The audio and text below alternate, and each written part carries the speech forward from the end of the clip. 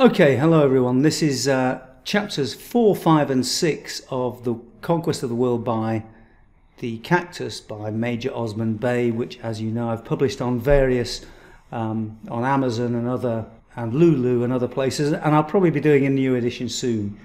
I think it's a very, very interesting book, and this section, these 3 chapters, deal with the biblical period. So it's Abraham, Isaac and the Egyptian period, and then we kind of move on to the Roman period. But it's kind of quite interesting, I think, this section, because particularly if you read The Controversy of Zion by Douglas Reed, Douglas Reed goes into much more detail. This is a quick overview of the fact that the Cactus have been behaving in a very, very similar way for millennia, actually. So I think it's a very interesting thing to look at and consider. So here we go.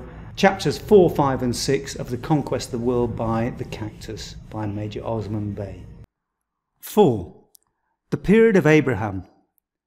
Upon their departure from Arabia, Abraham and his people turned towards Mesopotamia, but their stay there was of short duration, the proverbial fruitfulness of the land of Canaan having attracted them. This first peaceful invasion accorded in a remarkable manner with their purposes. Once having entered into that country, they managed to utilize the dissensions and internal wars, which their depredations excited amongst the people of Syria, so well to their own advantage that they were soon able to put their hands upon all the riches of the country.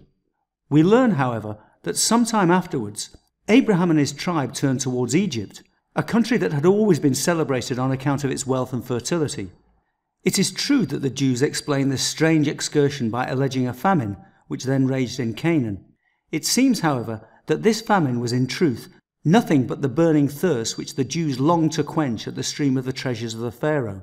At first the Jews were successful in Egypt as they had expected to be. For a short time sufficed to gather in a great amount of gold and silver and a large number of cattle. But their rapacity soon excited the wrath of the Egyptians against them, to such an extent that King Pharaoh drove the Jews out of the country, their bad morals and their intrigues serving as a pretext.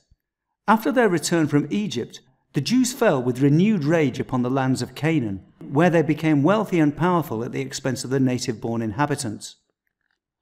5. The period of Isaac. Isaac, like Abraham, endeavoured to carry on a financial conquest and to appropriate the riches which were in possession of the natives. To this end he redoubled his exertions and made an excursion into the land of the Philistines.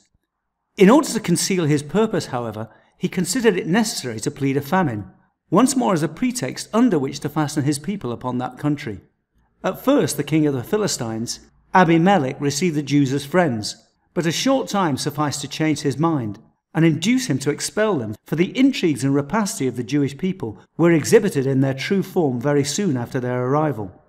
Abimelech, with a certain naiveness characteristic of his times, on no account made a secret of the motive which led him to get rid of the Jews, for he told them quite frankly, "You are more powerful, that is, richer than I am."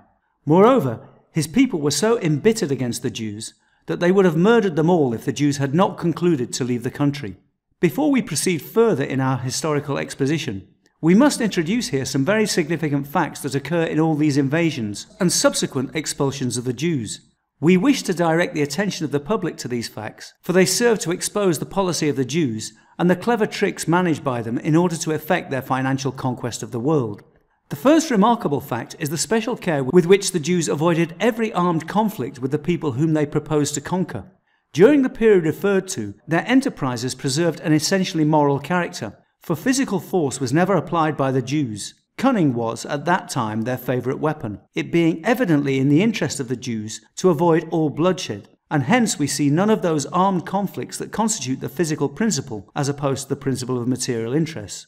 The other remarkable fact is the tact which the Jews exhibited when they were forced to retire from a conquered country. They succeeded not only in carrying along with them their plunder, but also in retiring with a moral victory over their opponents, by throwing all the blame upon their enemies and representing themselves as a persecuted people.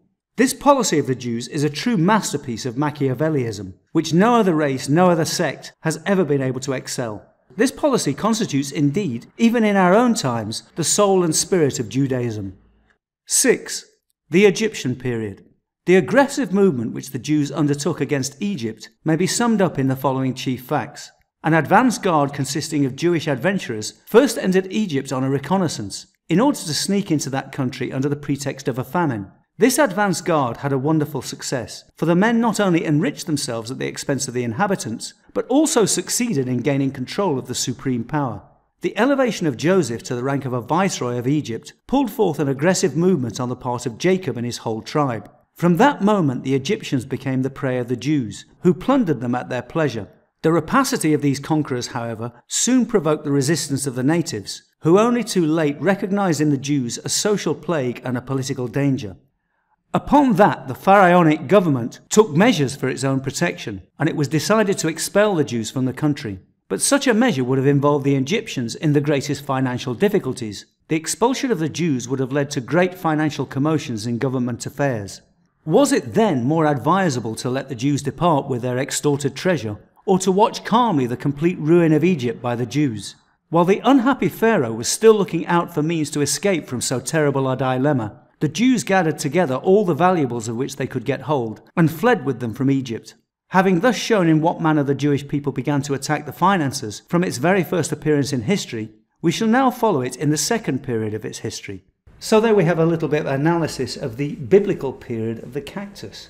And remember, this book was originally written in 1873 in French and then published in English in 1878. And I published it on Amazon last year and on various other platforms. I think it's very, very interesting stuff. The next few chapters are going to develop this idea throughout the Roman period, and then we move to the medieval period. And also we'll be discussing the problem with the Christians' excessive respect for Judeo-Christian ideas, which is an oxymoron in itself. Anyway, that's it from me for today. I'll be back very soon on my main channel talking about other things and uploading this little by little. So have a great day and look after yourselves.